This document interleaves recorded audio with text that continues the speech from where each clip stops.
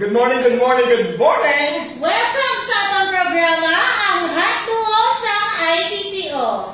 Ang kape kang balita. Sa ngalan sa among pinalangga nga Provincial Director Police Colonel Gilbert Guerrero, kami ang inyong mamaambo nga Ilonggo Cops, Police Senior Master Sergeant Francisco Lidor Jr. Ako naman si Police Lieutenant Maria Pinamitin. Thank God it's Friday, Hunyo 18, 2021.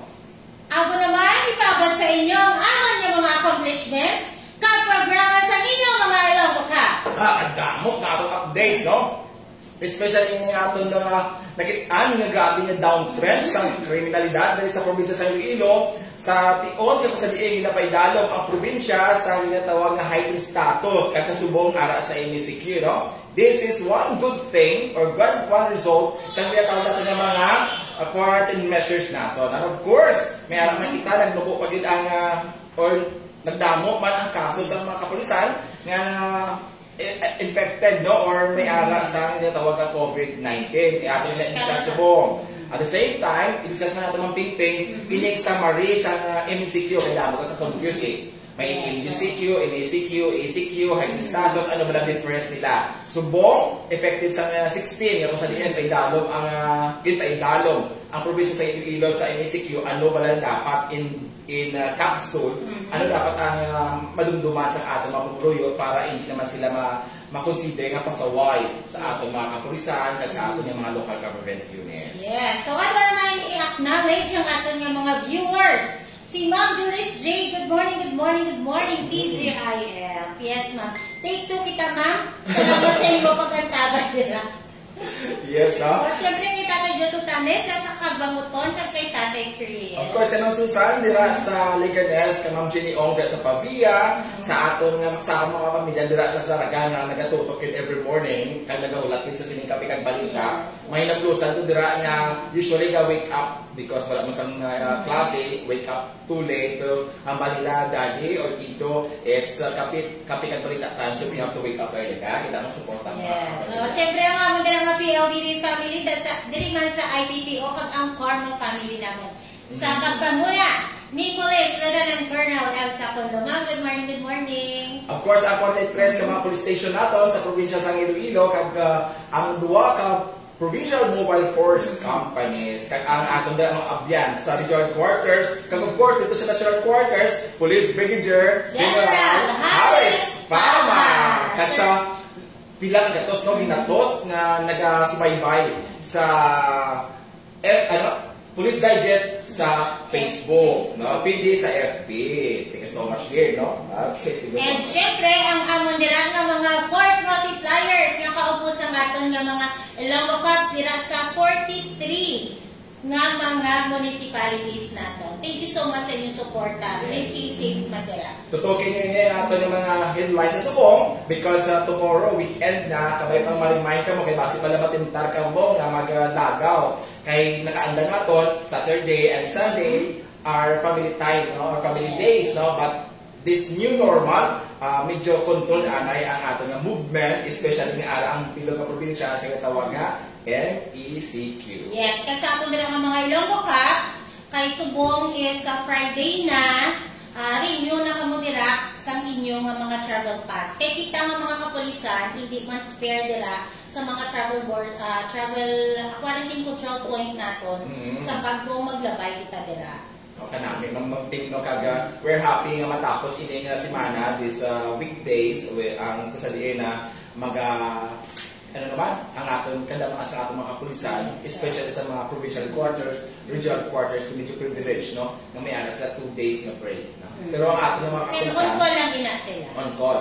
Kaya ang aton nga kapulisan naman sa mga istasyon, medyo, ganda, ganda yun kami sa inyo because ang inyong extended working hours, ginapalindugan din ninyo, kagabay pa, nga hindi ka mo magmalasakit, no? So, keep your mind very positive, kay what the mind can conceive, the hand can achieve man. So, dapat sa everything starts in the mind. In the moment, nga mabalik na niya atong utok, mabalik atong lawas. Diba? No? Kapag isa sa ato mga training, dapat ang unang hindi na ang mind, dapat mag-collapse. Kaya kung mag-collapse ang mind, collapse ang bilog nga lawas. Yes. Okay, ma-proceed na kita sa pag-announce ng aton nga mga accomplishments. So, ginpangunahan din ni San Dionisio MPS, nakadakop sila sa isa ka wanted person. Sa sada nga for certain downside, kung may-ari ini siya nga 72,000 nga bail recommended. Amo ini siya si Elmer Villanueva E. Sulangon, 38 anos ang edad, single ini siya, nga taga-barangay Bagakay, San Dionisio, Iloilo. So, congratulations nila sa atong San Dionisio MPS personnel. Yes, good job. Of course, mama, ini ang ako na balita sa buong medyo masubo because may isa naman ka biktima sang suicide, no? Ini siya 57 anyos dira sa Banwasang Igbaras, Iloilo. Kaga may isa man ka nasakuan na patay dito sa Sara, no? Medyo kaya siya nagkahayang na sa ila panimalay, kaga ini sa suod nga nagka-suffer mas kaya tawag nga hypertension, no? Subong medyo nagaulan na sa atong mga katikulan dira halo ka mo kay may time gidya nga tamaan ka singkal ang init, no? Gani kung pwede pa lang hindi ka magwa sa mga ugtong adlaw na bala nga dason kit ka mo sa ang advice sa Kermi is dapat may nakapay ka mga wet nga towel para i-silid nyo sa inyong lawas the moment yung magsaka ang temperature sa sagwa, no? Para hindi man ka mo magsaka ang inyong pressure sa inyong dugo. So reminders gani, ang pag-wear sa atong face mask kag sa atong face shield kag syempre ang hambal mo gani sir mainom kita sa more water bidya kataman kinit ang tanong gani ka kamalataw mo pa. Kagagahapon, yung kasubok na nato nga may isa man ka bata na isa ka minor de edad, 16 anyos, kadalas ang motorsiklo, kag na-disgrasya, nakabunggo sa isa ka SUV dira sa Leon, no? Just imagine na, ang mga minor de edad yung sa ma'am, sa sobra ka curious, tamandra ka agresibo, gadalas sa sinima motorcycle, kag sa mga gitikanan, ginainyo man yung ginatuliran, no? Please, don't allow ang inyong kabataan ng minor de edad. Biskan ka ba ng bata kabalang mag-drive, they are not yet allowed to drive motorcycles. Tanawan eh, 16 anyos, hindi lang ang iya kagaling ang iya na hulan, kundi pati ini isa ka driver sa SUV na iya na hungguan. Nagpapadire na ang SUV ang mga isa lahat, syempre. No? Again, para sa ako na, the mere fact na 16-year-old siya, dapat siya gani ang mamamalat pa sa lao, no? Because nga hindi siya, may traffic violation siya. Sa layit, I do believe na kung basic na violation is traffic, so ikaw man ang malabat sa criminal side sa incident na. So reminders liwa sa atong ginikanan, dira hindi taanay kapasutan, kining atong mga minor de edad, yung mga kabataan. Lalo na kung wala ganin lang sila sa driver's license, iskan gani legal nga ano na nga pangitaron kung wala driver's license, please. Hindi ka mo gamit sa salakyan, kay once makadisgrasya ka mo, all dito na gihapon sa inyo. Hindi nga mga disgrasya, hindi nga mga incident ka katabo, despite na restricted ang mga borders natin. No? Kung nakita natin sa ating report kahapon, June 1 to 15, grabe ang pag-decline sa criminality, sa also in vehicular accidents, 32.14% ang ginubo. No, sa June 1 to 15 compared sa same na period last year, kung sabihin wala kita naka-MCQ. Kaga at the same time, mga kanamit dire because ang atong crime volume nagnubo man sa 72.92%. ang atong focus crimes. Pero ang crime volume mismo ya is 46.43% ang kanamit. No? So, but silingon, may positive manining result. Kung i-contain mo gali ang tao, ay bawal mo minom, bawal ang tanan ini pag-implementa sa municipal quarantine pala natin ng liquor ban, may ara siya positibo nga resulta. Yes, kita naton medyo madamo ang nakalikaw sa ginatawag nga krimen, no? Kay the previous day, previous months or previous weeks na kung saan wala sang MCQ, wala sang liquor ban, gabi kung sa atong journal, naga 3 pages sa mga insidente sa Hinubog, Munanay, Peruhay, kasi imagine, so Pag-anay, fiscal injuries, no? Kaga nagataas man ang numero sa mga vehicular accidents, kinamo sa mga hubog na nagdasan mo Cornila, disgrasya, no? So mo, nakita natin the positive side sa sining napatuman nga measure sa aton nga local government o sa aton nga kapulisan to prevent ang COVID, pero may positive siya nga impact pagit sa aton nga crime situation sa probinsya sa Iloilo. So, syempre, ato naman i-acknowledge si Sento Uno. Good morning, ma'am and sir, watching from San Rafael. O, diba taway kita subong, no? At syempre, dira sa PNP Niagaw, thank you so much for watching. Share nyo lang na atong lives, Yes. Kaga sa atong subong mga pumuluyo, we really ask for your support sa atong kapulisan because may dusi kita ka mga police station ako sa diin may active case pa sa COVID-19 no 30 sa atong mga kaupdanan ng mga Ilonggo Cops ang hawaan sa sining virus pero thank God nga sila asymptomatic no we are hoping nga ang ilang immunity ang immune system nila will remain strong hasta nga matapos ang ilang quarantine period kag ma-swap naman sila kag magpagbuwa sa gitaw na negative results sa ilang test no amo lang isa lang ika pa matuod nga mis ka na kapulisan nato ni din spare wala sang spare direct COVID is real. We are not Avengers. We are not superheroes. Now, while we're under duty beyond office hours and beyond, we also provide services beyond the call of duty. We are also susceptible sa COVID-19. No? Naglabot na sa buong sa 111 ka mga kapulisan ang naging biktima sa COVID-19 since last year, July. No? Nung sa nag-umpisa natin na-detect na may ara kita ng isa ay duwa ka persona na sa inbilibag ko kag naging positibo sa COVID-19. And we're hoping that this 30 will be able to get a negative result sa next nila na swab test. Yes. O diba ang din-share gani yun kaya good morning sa imo she ang din-share niya kagabi nga nag-remind gani nga tani mo po gid no pati gani nga ato niya provincial director actually amo ni na siya always man gina-remind niya sir kung why man ikaw gani kay very hands-on gid siya pag ang ato niya provincial director. Yes, especially sa atong mga kabataan na pala, no? Sa subok ko pag isang klase, masami ang mga kabataan kaso nilang magkulaw sa pagtutok sa social media kay amo na yung kalinawan strong, no? Ang manotice ko lang mga kang una ba chimpo, when this social media is not yet a trend, no? Ang atong mga practices that kada hapon after lunch ginapatuloy ang kabataan. Kanina, nakamatikali ako nga, or nabasa ko I think sa isa ka video, nga mga kabataan nga they are still developing ang natawag na immune system nila.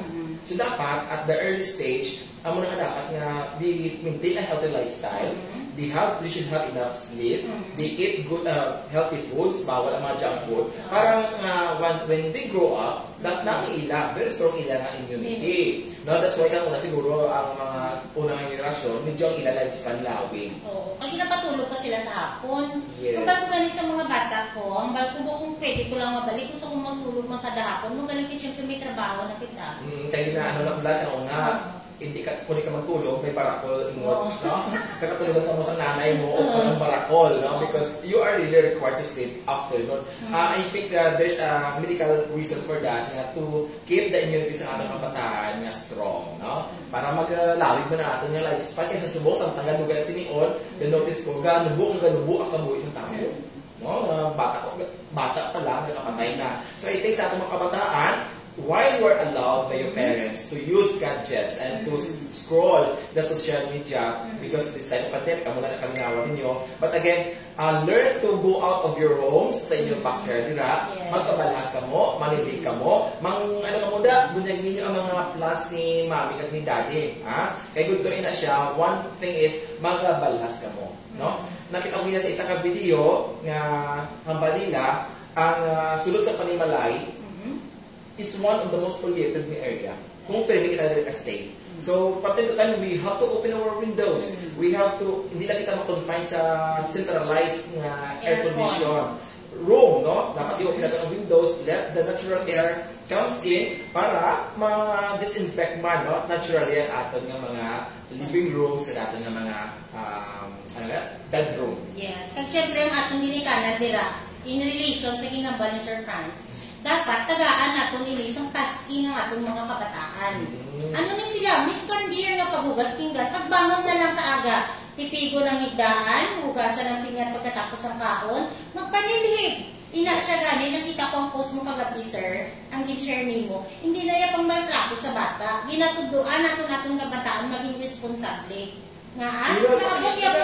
Pinaka skills abi na this is what we call life skills, no? So mga kabataan natin simple na paghugas ng pinggan, pag-prepare sa pagkaon, magluto. These are life skills, no? Kasi imagine kung hindi ka mo ni kabalo at ay mo kang kamuya ang problema, especially if Ang inyong ginikanan, una nga magpahuway compare sa inyo. Meaning, una sila yung mapatay, no? And the probability is parents die first, die ahead of their kids. So, kamuha mabilin. That's why, don't take it as a punishment. Ang ginapalimpyo ka mo sa balay, ginatuluan ka mo kung paano mag-carpentry, basic na mga problem solving sa kanibalay ninyo. Because at the end of the day, you will benefit from it. Ang inyong paglaba, you know what? Simple na paglaba. But it gives you the lesson on how to solve that particular simple problem sa pagpaglaba. And at time will come, you will really realize na ang dasig ka mo makakita sa solusyon sa mga bagay na nagtatapos sa inyong kabuhay. Because these were developed when you were still very, very young. Yeah. Ano nila, sir, very effective nga. May nag-isa before sa balay namon.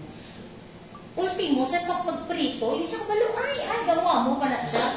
Binagani ang bal ko, dapat isang mga bata. Para sa papadako man na papa sa amon. Kasi, ang father ko before is a police officer, ang mama ko pero magkaupot, kaya ginasikaso si papa. So kami nagdako, kami very independent. Kabalo kami sa hinambal mo siya ng paglaba. Kung bal mo gani nga dira kapag exercise ka ba na? Dira ko muscles mo, no? Hindi kayo magsalit sa washing machine lang. Yes. Kabalo mo, tanan yung oras may kuryente.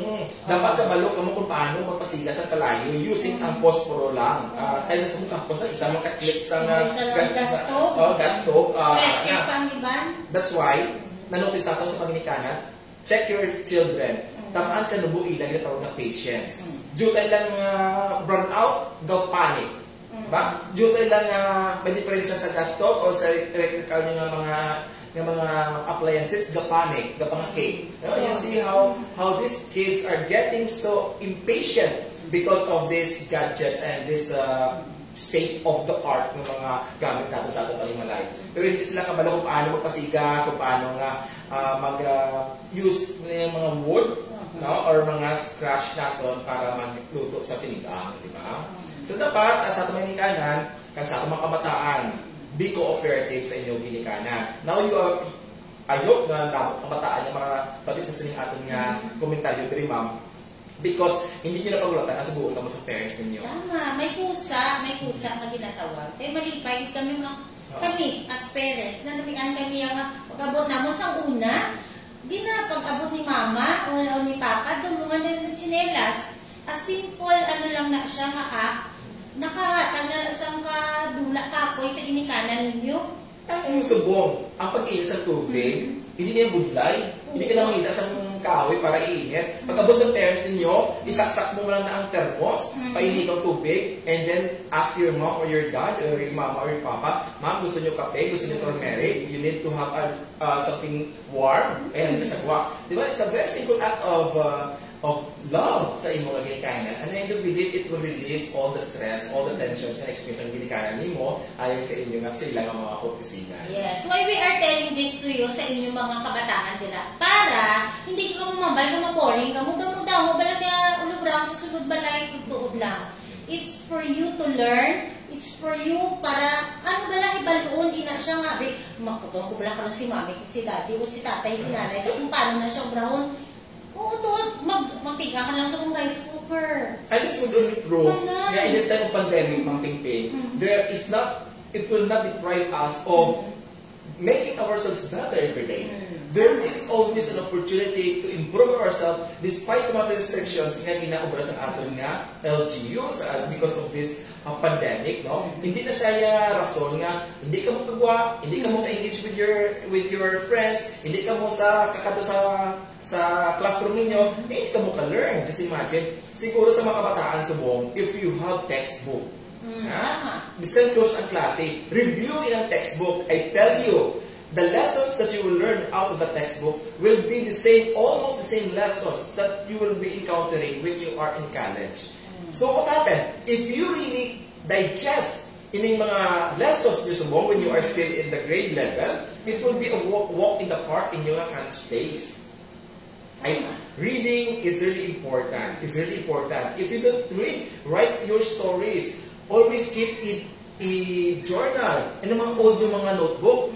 Keep a journal every day. Write at least a page of that journal, of your experience, of your realization for today. Later on, you will realize... The diary. Diary. Pero hindi lang siya po, you put into record your experience, your emotions, your reflections. That would also improve your writing skills. And the time will come when your teachers, when everything backs to normal, during sa essay examination, my goodness, it will be very easy for you. So, di ba tama? Pero ang tansyado, miss ka na kung nag-alarm na ako kay Sir Franz. Nag-start naman kami writing. There are basic mga basic mga strategies na we can share it, no? Hindi natin mag-learn sa eskwelahan, sa mga seminars, but experience tell us that this use of journals is very important. Of course, ay mga being officers, this is very important. Ako, ang isang basic ko nga dapat check sa mga PCO nato, officer list, journal. Dapat may executive journal ka mo because it's a must, no? As you grow old, hindi na you cannot rely on your memory. Everything should be put into writing. Dapat may ang mga to-do list. Sa ating mga kapdanan, sa subong na ginaalam kita sa ginatawag na skeletal duty, may work from home na, I think putting into journal, ining mga bagay na dapat natin accomplish for the day will really help us to have direction. Yeah, so at least bala mga bala. Kapag kahapon naman mo, kagamay lang. Kahapon ka na mo sa nobra ko, di ba? Ang to-do list is very important. Very important. Kasi may gabulik, pag ina siya sa imo nga, to plan out sa anong pagkikaya kung galing siya tapos. So, ano pag itong bra ko buwasa? May sense of fulfillment ka na feeling, at the end of the day pala, feeling mo, deserving ang gobyerno na mag-atas sa imo na silang asweldo because you also did your job well for the benefit of the organization. Just imagine sa subong kachimpo, especially kita ng mga kapulisan, hindi kita maghambal nga sako kita, hindi kita maghambal nga kapoy kita because the government is really paying as well nga iba subong, wala trabaho, wala ang sweldo. Kanina I took a taxi going here. Nagambagan ang taxi driver nga sinasabi, you know what, sa 1 week ko, kung maka 2,000 sa kung nakita siya subok, nagpilipan na siya yan. And then imagine, kung is 2,000 sa isang police officer, diba? Kung isa na, 2,000 nato na, isa lang nato ka, pang grocery. Diba? But for ordinary employees, for ordinary self-employed yung mga individuals, that 1,000 or 2,000 pesos is too big na sa ila to survive a week. And what if pag-isubong kami mga insecure restrictions, hindi mo nakadamo ang pasahero, grabe ilang sa isa mo sila sa apektado, yung mga small kaya sa mga asawa nila na walang ubura, I think you really have also to take an active role when it comes to, sa magtanong na kamo okra, mga fast-growing ang mga vegetable na pwede ninyo isudan. Lalo na subong at tingula naman, pwede naman siya pwede na tanong-tanong, miskan sapat lang, mabalis lang kamuluta. At lang damo-damo na pwede malantaw sa YouTube, pwede malantaw sa Facebook, kung ano ang mga fast growing. Kasi imagine kung makatanong ka pulo ka pat sa alugbati. Di ba? Siguro every week, pwede ka na isa nyo kasudan is alugbati, naging kamatis, kagubay, kagpaos pa ka namin. Bisan wala subak namin ang higo ko ng sabaw. But imagine, inis yung mga basic na mga inisyatibo will really help us survive this pandemic. Kaya at the same time, hindi pa ka makapasaway sa aton nga mga kabarangay. Hindi natin ka makagawa, kagagad ng pagsismis. Make your time productively. Inang paggamit sa gadgets na makamaranduwa, there must be limit. There must be only time. Irresponsible using your gadget. Tama man, ma'am. MJ Estime, what's in the mug ko, no? Siyempre kape. Kape niya siya magkape. Good morning kay Ma'am Rose Blaser. Good morning kay Longo Caps. Keep safe always. Thank you so much, Ma'am Halungan. Yeah, sa aton dira ang mga kapulisan it's Friday, but again, ang duty office sa station, pula na sa Friday, no? So, dapat mga extended ang aton nga. Hindi ka mo mag-forget to inom sa Permilio Quar. Again, avoid kita sa mga something cold. Kaya hambal sa mga experts nga ang COVID-19 nadlok sa init. So, kung may chimpo ka mo subong sa aton mga kabataan pwede ka mo na kapayag sa buwan ninyo sa inyong Panimalaya. Panghilamon. Mapalhas. No? So, kami ito ang ato yung mga natipon nga balita kang informasyon sa subong na aga. Yes,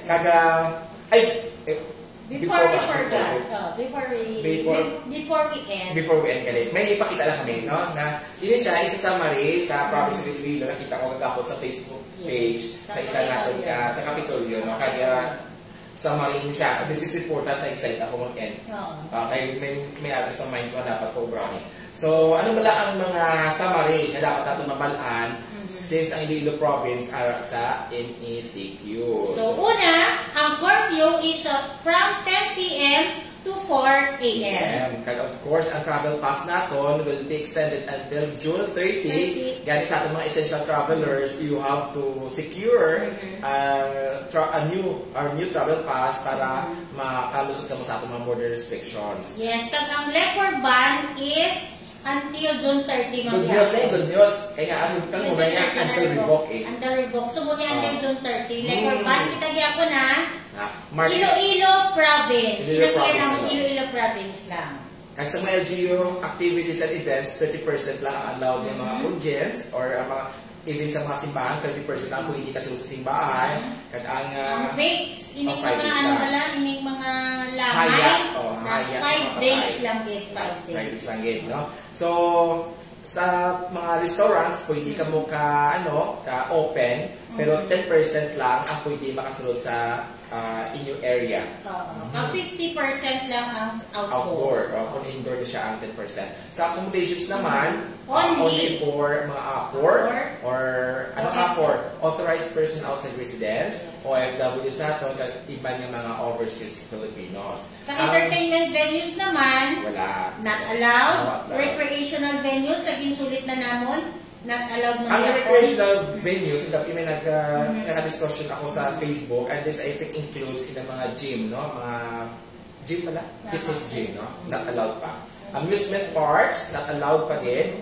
Ang personal care services? Ano personal care services, ma'am? Sino mga ano niya siya? Kasi magapas pa ako, sir. Hindi. Ang spa is 30% eh. Beauty salons. Hindi spa. Ina ba lang nagkakaan ka ba, sir? Na nagkapa-wax, mga okay. Mga personal care. So, not allowed. Kaya may close contact. May close contact. So, sa mga beauty salons natin, good news, may spa na kita. Nail spa is 30%.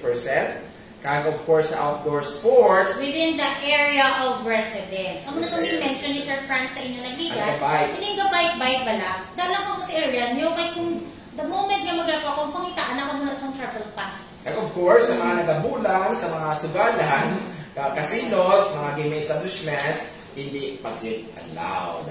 So, kabay pa sa atin yung mga pumuluyo, please, hindi nyo na kami paghatag, dugami pa ang parantayan sa ating kapulisan. No? Kaya nga ating importante sa mga inabantayan tani is ini mga ang nag-travel para hindi makalaton-laton bala ang COVID-19. Pero kung dugaan yung pagiging magatay, kamo kapalagas da, kung magabulang, amo ko sa hindi nga lugar, ay Diyos ko. Dugang na pinalitan sa mga pulising ng barin nyo. Gano'n sa ating mga tatay nila, kapalamulang, mga tuturan natin dyan, kapalamulang, paliyog, agawang taha, anay. Kung ako sa inyo, inyong mga manok, bakit nyo ay kapayas? Ay, yun na. Kaya expensive. But again, there is timing. After this MECQ, hoping na magnubo ang numero sa COVID, then we will be able to go back sa ating mga activities sa cockpit. Yeah. Sa liwat, ginapasalamatan ginatong nila ang atong mga force multipliers, ang mga brand officials naton, ang from LGUs nga nagabulig, nga nagabantay sa atong mga border controls. Thank you so much. Thank you man kay Ma'am Like Gumban. Thank you so much, Ma'am. Guwapa man ikaw. Kaya naman pala, may agad yung nakita sa Facebook, ang post ng civil relations ay nako nga nagambala si HR nga ang NPA ko may possibility nga pagpasato nila ang ilan na crime against humanity. Okay. Katong natabo to sa tanan because nga gina-document na sa ato ng gobyerno ang tanan mga atrocities nga inipo sa mga NPA na ini na sa rason lang na gusto nga may mga sentimento mo against sa gobyerno pero ang ginagawa ninyo is to destroy equipment sa mga business contractors, kagang pagpatay sa atong kapulisan, sa atong army. I think you have to be answerable with that particular crime. Good thing that this HR is really taking actions now. Yes, kasi sa atong mga kabataan, hindi ka mo magpahilo sining mga kabutigan sa atong mga NPA. Sa atong advisories naman, again, sa atong mga young professionals, may ara na PNP entrance examinations ang ato na Napolcom on July 31 kag October 23. Sa ato naman yung mga in-service, sa ato mga katrupa dira na wala sa eligibility for promotion, mayroon mo chance on August 1 and October 24. Gani, bisan busy pa ang inyong trabaho, bisan ako sa checkpoint area, with your new rest time, basa-basa na anay.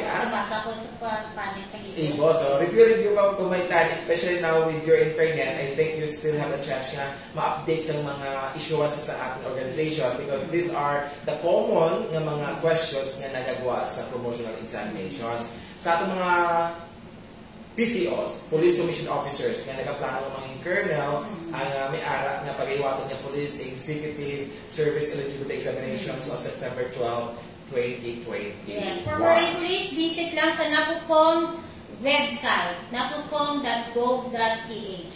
Yes, of course, sa aton nga mga video gina-challenge vertically ng mga young professionals, chance na yan because Republic Act 11549 lowered the height requirement for uniform services. Not only sa PNP, also sa DGMP, BF, Legal Corps. Very good news din, no?